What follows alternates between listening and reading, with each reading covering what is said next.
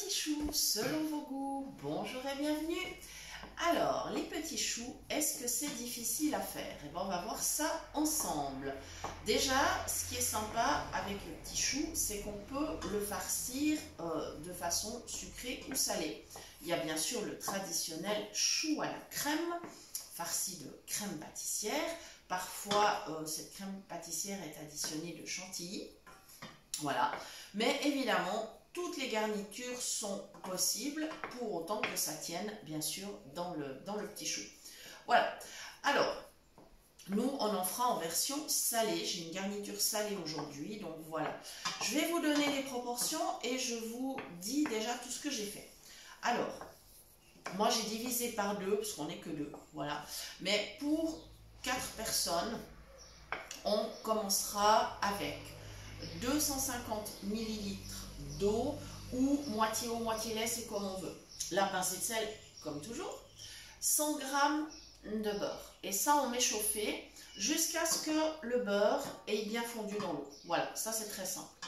On ajoute ensuite en une seule fois, et ça c'est très important, 150 g de farine. Alors bien évidemment, on coupe le feu, on coupe la source de chaleur et on sort la casserole du feu bien sûr. Les 150 g de farine donc en une seule fois. Et c'est là où j'en suis. Donc, on tourne la pâte avec une cuillère en bois. C'est l'idéal parce qu'avec le fouet, ça ne marchera pas. Hein. C'est trop épais. Voilà, avec une cuillère en bois. Et en fait, on fait ça jusqu'à ce que la pâte se dessèche et se détache. Et là, on y est. Hein. On y est clairement. Voilà. Ma pâte a tiédi et ça a son importance aussi parce que maintenant on ajoute les œufs. Alors, dans la recette que je vous ai donnée, avec les proportions que je vous ai données, il y a 4 œufs. Pour moi, il n'y en aura que 2, étant donné que j'ai divisé par 2. Ok? Donc, je vous redonne bien les proportions. 250 ml d'eau ou moitié eau, moitié lait, 100 g de beurre. La pincée de sel, ensuite les 150 g de farine et maintenant les œufs. Maintenant que ma pâte est un peu desséchée, on ajoute les œufs et ça c'est très important, 1 à 1. Voilà, donc allez, on y va. Allez, hop là. Et maintenant, voilà. Je profite de mettre les coquilles dans l'assiette où j'avais la farine, voilà. Et maintenant, je mélange parce que, voilà, il faut que le premier œuf s'incorpore bien dans la pâte. Voilà. Donc, ça y est. Et ça se passe plutôt pas mal. Voilà. C'est après qu'on va rigoler parce que l'étape où il va falloir former les petits choux. Bon, à ma foi, c'est comme ça. Voilà.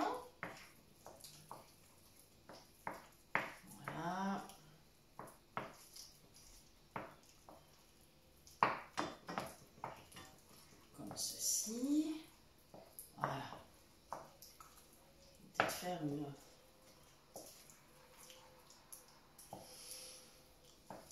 Voilà.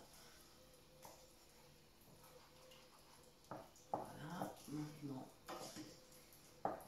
le second, n'est-ce pas? Voilà. Et évidemment, toute la question, c'est est-ce que les petits choux vont lever? Alors là, on va bien voir. Donc, dans cette recette, il n'y a pas de levure. Hein. On est bien clair. Voilà. On espère en tout cas que ça va lever. On espère. Hein. Soyons vraiment optimistes. Voilà. Super. On va faire une mini pause pendant que je termine de mélanger cette pâte. Nous revoilà. Alors maintenant, la consistance de la pâte est tout à fait convenable. Voilà. Et on va pouvoir former les petits choux. C'est là qu'on va rigoler, hein, je vous le dis. Alors, il y a plusieurs possibilités. D'une part, on peut le faire simplement avec une poche à douille. Mais c'est pas toujours simple, la poche à douille, parce que on a tendance à en mettre un peu de partout. Ça ressort des fois de la poche par le haut, etc. Pas évident. Il y a la seringue à pâtisserie. Ça, c'est un peu plus facile parce qu'elle est plus facile à remplir, à utiliser. Ça, c'est une possibilité. Et puis, la possibilité avec la cuillère, enfin les cuillères. Alors, voilà, on va voir si je sais toujours le faire, parce que ça fait un petit moment, je vous avoue, que je n'ai pas utilisé cette technique. Il va falloir que je me lave quand même les mains. Excusez-moi une seconde. Voilà. Il y a quand même un petit moment que j'ai plus utilisé cette technique. Alors, on va voir si je suis toujours capable.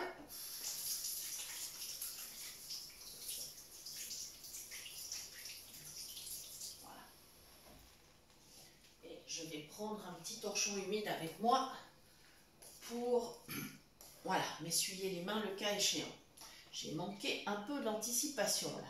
Alors, on attrape 2 cuillères à soupe et on prélève de la pâte. Hop, voilà. Ça tient dans la cuillère. Avec la seconde cuillère, on va appuyer sur le bord de la première. Oups. On va faire glisser la pâte d'une cuillère dans l'autre. Et là, je vous dis franchement que c'est pas génial. Et tant pis, on va faire différemment. Je vais mettre simplement des cuillères de pâte sur mon papier sulfurisé. Tant pis, ils auront l'aspect qu'ils auront, hein, c'est pas grave. Je vais simplement les faire glisser comme ça. Alors, voilà, là j'aurai moi environ 10-12 choux.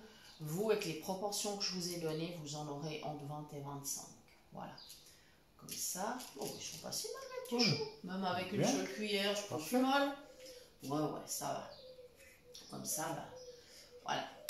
On va pas fanfaronner, mais on va se dire que on va s'en sortir. Voilà. Donc, je prends ma pâte avec la cuillère, je fais glisser avec le doigt et j'aurai quand même mes petits choux. Voilà. Et la cuisson, ça va être au four. Alors, c'est là que c'est très important aussi. Ça va être dans le four à 180 degrés pendant 20 à 25 minutes. Et il faudra laisser refroidir dans le four éteint. Voilà, pour pas qu'il redescende si possible. Et ensuite, on coupera le petit chapeau et on pourra les farcir avec ce qu'on veut. Voilà, garniture salée ou sucrée. Voilà, donc, j'espère que ça va bien se passer, qu'ils vont gonfler. S'ils ne gonflent pas, tant pis, c'est que j'aurais fait quelque chose de travers. J'espère que ça va aller. Voilà, et voilà les amis pour cette recette des petits choux. Voilà, n'hésitez pas à nous donner vos idées de garniture. Nous, ça nous fera toujours plaisir de voir ça dans les commentaires. Voilà, Mopa met son petit grain de sel, c'est pas très grave. Alors, il n'y a pas besoin de trop les espacer, les choux, parce qu'en fait, ils vont partir un peu en hauteur, ils ne vont pas tellement s'étaler en largeur. Hein. Donc, voilà, mais quand même, laissez-leur 1-2 cm entre chaque chou. Voilà, les amis. Voilà, je vous rappelle que vous pouvez nous retrouver, bien sûr, sur Facebook. La page porte le même nom que la chaîne.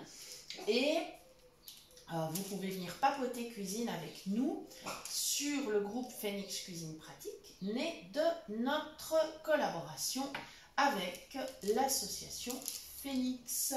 Voilà, donc c'est très convivial, on échange des recettes, des astuces, on parle aussi des accessoires, du matériel, etc. Donc n'hésitez pas à venir papoter avec nous. Voilà, passez une super journée. Et puis, eh bien, j'espère que vous aurez du plaisir à préparer ces petits choux. À très bientôt pour de nouvelles idées cuisine.